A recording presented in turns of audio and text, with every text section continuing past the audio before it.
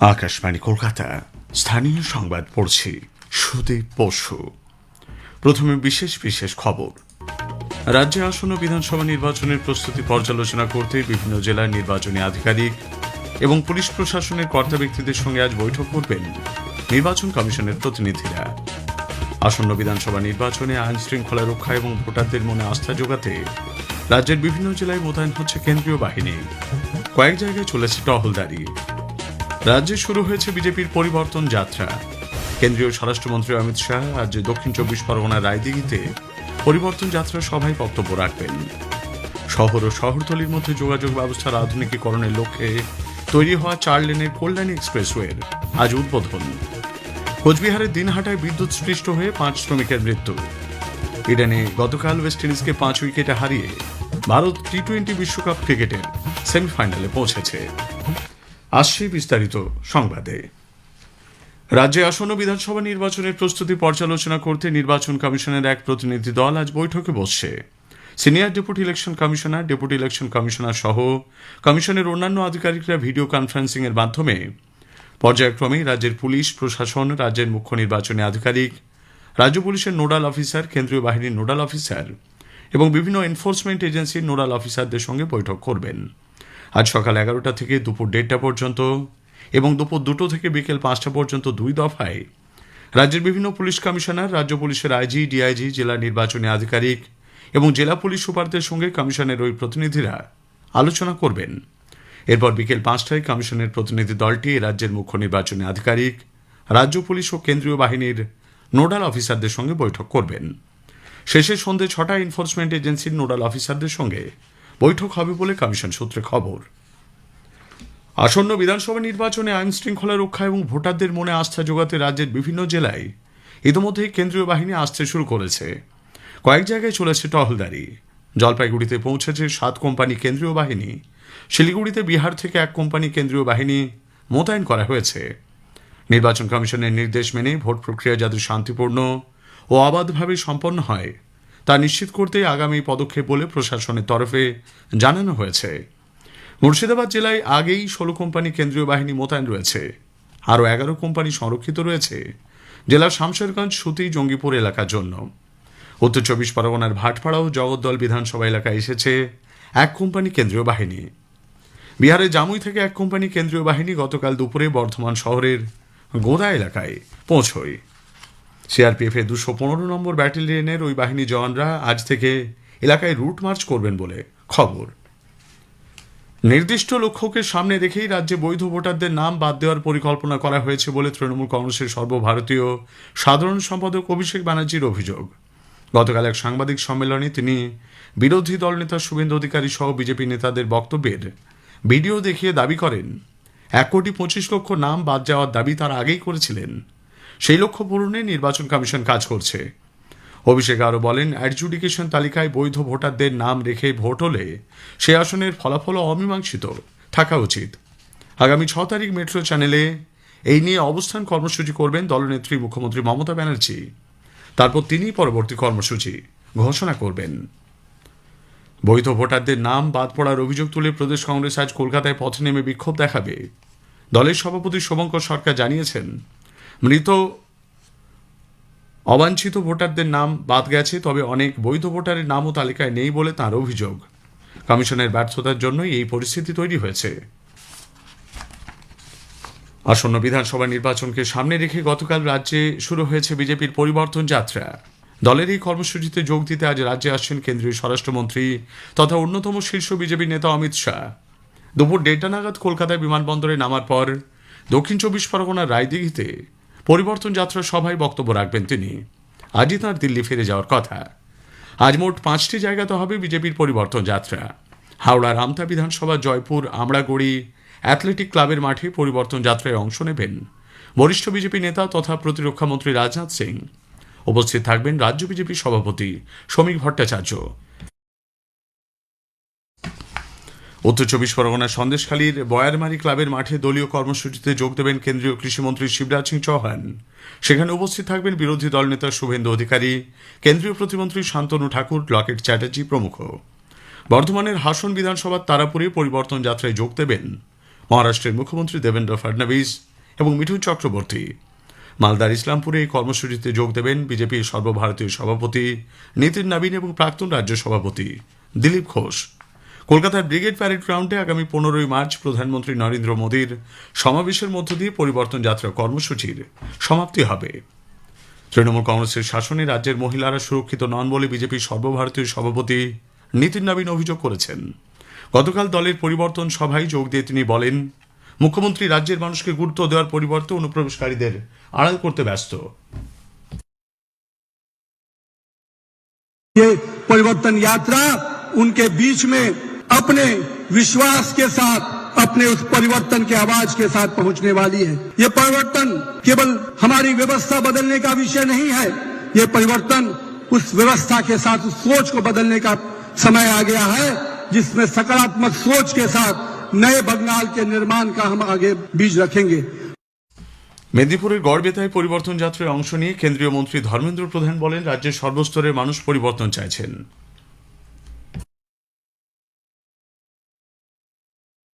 बंगाल के लोग त्राहिमाम बोल रहे हैं। जिस प्रकार से एक अत्याचारी, भ्रष्टाचारी, परिवारवादी सरकार चल रहा है बंगाल में, उसके खिलाफ जनता ने मन बना चुका है उनको परिवर्तन करना। इसको आगे बढ़ाने के लिए भारतीय जनता पार्टी के नेतृत्व में आज बंगाल में परिवर्तन यात्रा शुरू हो रही है। महिलाओं में, युवाओं में, किसानों में, गरीबों में बड़ा उत्साह है। इस परिवर्तन को लेके मैं स्पष्ट दिख पा रहा हूँ, इस बार सरकार बदलेगी, परिवर्तन होगा ही होगा। শহর ও শহরতলির মধ্যে যোগাযোগ ব্যবস্থার আধুনিকীকরণের লক্ষ্যে তৈরি 4 লেনের কল্যাণী এক্সপ্রেসওয়ের নির্মাণ কাজ শেষ হয়েছে। মুখ্যমন্ত্রী মমতা ব্যানার্জি আজ ভার্চুয়াল মাধ্যমে 44.2 কিলোমিটার দীর্ঘ এই এক্সপ্রেসওয়ের উদ্বোধন করবেন। এর জন্য ব্যয় হয়েছে প্রায় 2,500 কোটি টাকা। কোচবিহারের দিনহাটায় বিদ্যুৎস্পৃষ্ট হয়ে গতকাল 5 শ্রমিকের মৃত্যু হয়েছে। দিনহাটার বলরামপুর রোড এলাকায় একটি বেসরকারি কারখানা নির্মাণের কাজ চলার সময় এই দুর্ঘটনা ঘটে। 10 থেকে 12 জন শ্রমিক ঢালাই মেশিন কারখানার দিকে ঠেলে নিয়ে যাওয়ার সময় হাই টেনশন বিদ্যুৎ লাইনের সংযোগ ঘটলে ঘটনাস্থলে মৃত্যু হয় 4 শ্রমিকের। পরে হাসপাতালে একজন মারা যান। দেওয়াল লিখনকে কেন্দ্র করে তৃণমূল কংগ্রেস ও বিজেপির সংঘর্ষকে কেন্দ্র নিয়ে গতকাল দক্ষিণ কলকাতার নেতাজিনগর এলাকা উত্তপ্ত হয়ে ওঠে। জানা গেছে, নেতাজিনগরের 98 নম্বর ওয়ার্ডে থানার পেছনের একটি দেওয়াল লেখাকে কেন্দ্র করে উত্তেজনা ছড়ায়। দুপক্ষই একে অপরের বিরুদ্ধে দেওয়াল দখলের অভিযোগ তোলে। বচসা এক সময় হাতাহাতিতে গড়ায়। একে অপরকে লক্ষ্য করে ছোড়া হয় ইট পাটকেল। বেশ কয়েকজন আহত হয়েছেন বলে জানা গেছে। মার্চ মাসের শুরুতেই সর্বনিম্ন তাপমাত্রা এক লাফে আজ অনেকটাই বেড়েছে। আলিপুরে আজ সর্বনিম্ন তাপমাত্রা রেকর্ড করা হয় 25 ডিগ্রি সেলসিয়াস, স্বাভাবিকের চেয়ে যা 4 ডিগ্রি বেশি। উত্তরবঙ্গের জলপাইগুড়ি, আলিপুরদুয়ার ও কালিম্পং জেলা এবং দক্ষিণবঙ্গের ঝাড়গ্রামে আজ বিক্ষিপ্তভাবে হালকা বৃষ্টির পূর্বাভাস। ইডেনে গতকাল ওয়েস্ট ইন্ডিজকে 5 উইকেটে হারিয়ে ভারত টি-20 বিশ্বকাপ ক্রিকেটের সেমিফাইনালে পৌঁছেছে। সুপার 8-এর শেষ ম্যাচে ভারত টসে জিতে ওয়েস্ট ইন্ডিজকে ব্যাট করতে পাঠায়। ওয়েস্ট ইন্ডিজ 20 ওভারে 4 উইকেটে 195 রান তোলে। রান তাড়া করতে নেমে ভারত 5 উইকেট হারিয়ে 4 বল বাকি থাকতেই লক্ষ্যে পৌঁছে যায়। বুধবার ইডেনে প্রথম সেমিফাইনালে দক্ষিণ আফ্রিকা নিউজিল্যান্ডের বিরুদ্ধে খেলবে। শেষ করার আগে স্থানীয় সংবাদের বিশেষ কিছু অংশ আরও একবার। রাজ্যে আসন্ন বিধানসভা নির্বাচনের প্রস্তুতি পর্যালোচনা করতে বিভিন্ন জেলার নির্বাচনী আধিকারিক ও পুলিশ প্রশাসনের কর্তা ব্যক্তিদের সঙ্গে আজ বৈঠক করবেন নির্বাচন কমিশনের প্রতিনিধিরা। রাজ্যে শুরু হয়েছে বিজেপির পরিবর্তন যাত্রা। কেন্দ্রীয় স্বরাষ্ট্রমন্ত্রী অমিত শাহ দক্ষিণ 24 পরগনার রায়দিঘিতে আজ পরিবর্তন যাত্রার সভায় বক্তব্য রাখবেন। স্থানীয় সংবাদ শেষ হলো। আকাশবাণী খবর পড়ছি অনিন্দ্য সুন্দর রায়। শুরুতেই বিশেষ বিশেষ খবর। প্রধানমন্ত্রী নরেন্দ্র মোদী এবং কানাডার প্রধানমন্ত্রী মার্ক কার্নি আজ নতুন দিল্লির হায়দ্রাবাদ হাউসে প্রতিনিধি পর্যায়ের আলোচনা করবেন।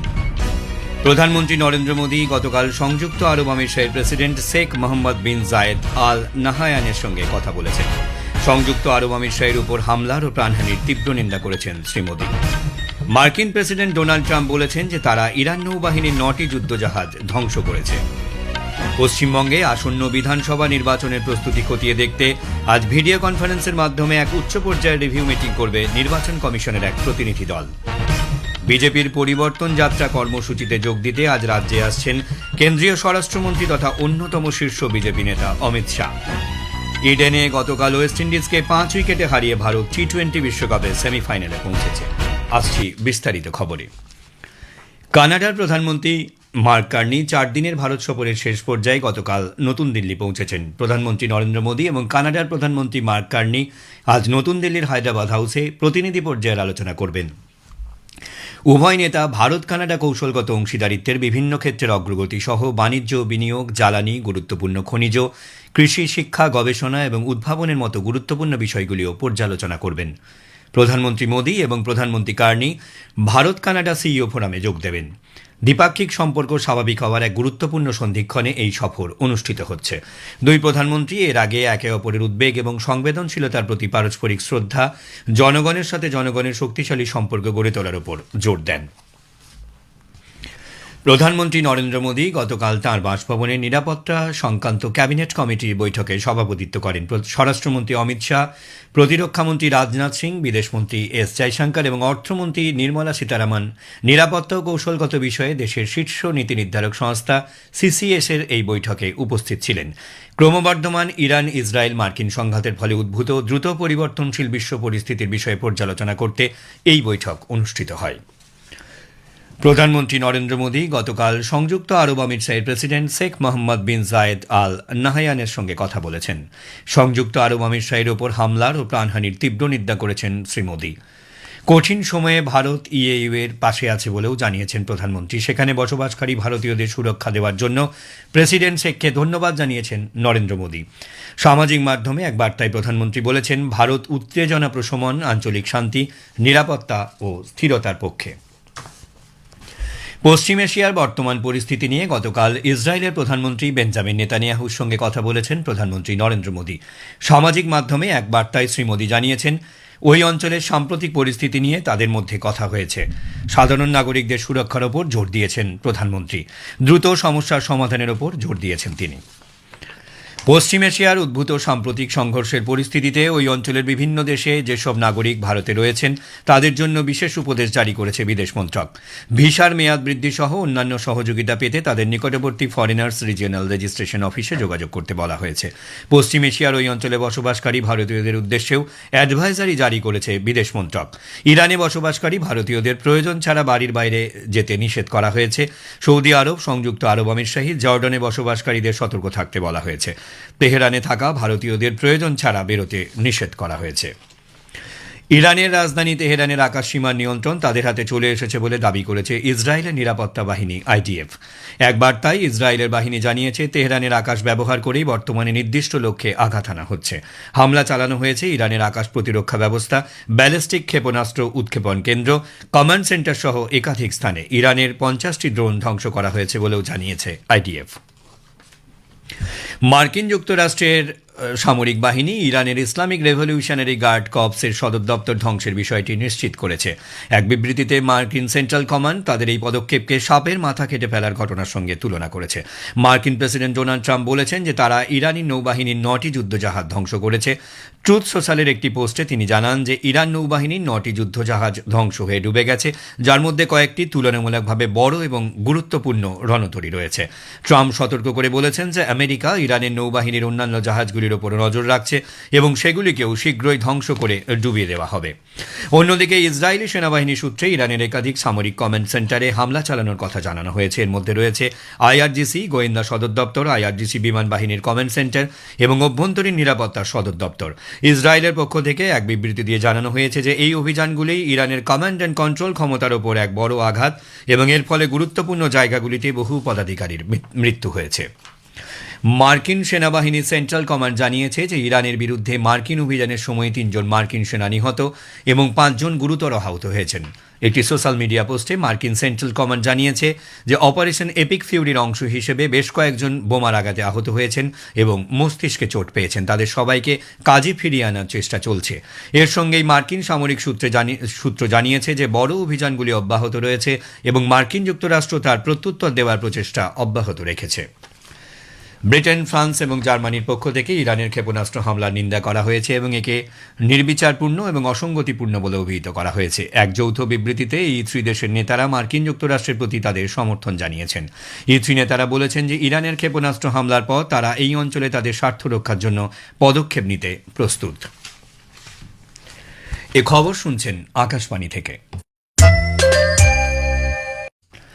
পশ্চিমবঙ্গে আসন্ন বিধানসভা নির্বাচনের প্রস্তুতি খতিয়ে দেখতে আজ ভিডিও কনফারেন্সের মাধ্যমে এক উচ্চ পর্যায়ের রিভিউ মিটিং করবে নির্বাচন কমিশনের এক প্রতিনিধি দল। বৈঠকের নেতৃত্ব দেবেন সিনিয়র ডেপুটি ইলেকশন কমিশনার এবং ডেপুটি ইলেকশন কমিশনার। সকাল 11টা থেকে বৈঠক শুরু হওয়ার কথা। বৈঠকে জেলা নির্বাচন আধিকারিক ও পুলিশ সুপার, বিভিন্ন কমিশনারেটের কমিশনার, আইজি, ডিআইজি পদমর্যাদার আধিকারিকদের বৈঠকে ডাকা হয়েছে। রাজ্যের মুখ্য নির্বাচনী আধিকারিক ও আধা সামরিক বাহিনীর কর্তা, নোডাল অফিসার এবং বিভিন্ন আইন বলবৎকারী সংস্থার শীর্ষ কর্তাদের নিয়েও বৈঠক হওয়ার কথা। আসন্ন বিধানসভা নির্বাচনকে সামনে রেখে গতকাল রাজ্যে শুরু হয়েছে বিজেপির পরিবর্তন যাত্রা। দলের এই কর্মসূচিতে যোগ দিতে আজ রাজ্যে আসছেন কেন্দ্রীয় স্বরাষ্ট্রমন্ত্রী তথা অন্যতম শীর্ষ বিজেপি নেতা অমিত শাহ। দুপুর 1টা নাগাদ কলকাতা বিমানবন্দরে নামার পর দক্ষিণ 24 পরগনার রায়দিঘিতে পরিবর্তন যাত্রার সভায় বক্তব্য রাখবেন তিনি। আজই তাঁর দিল্লি ফিরে যাওয়ার কথা। আজ মোট 5টি জায়গাতে হবে বিজেপির পরিবর্তন যাত্রা। হাওড়ার আমতা বিধানসভা, জয়পুর আমরাগুড়ি অ্যাথলেটিক ক্লাবের মাঠে পরিবর্তন যাত্রায় অংশ নেবেন বরিষ্ঠ বিজেপি নেতা তথা প্রতিরক্ষা মন্ত্রী রাজনাথ সিং। উপস্থিত থাকবেন রাজ্য বিজেপি সভাপতি শ্রমিক ভট্টাচার্য। উত্তর 24 পরগনার সন্দেশখালী বয়ারমারি ক্লাবের মাঠে দলীয় কর্মসূচিতে যোগ দেবেন কেন্দ্রীয় কৃষিমন্ত্রী শিবরাজ সিং চৌহান। সেখানে উপস্থিত থাকবেন বিরোধী দলনেতা শুভেন্দু অধিকারী, কেন্দ্রীয় প্রতিমন্ত্রী শান্তনু ঠাকুর, লকেট চ্যাটার্জি প্রমুখ।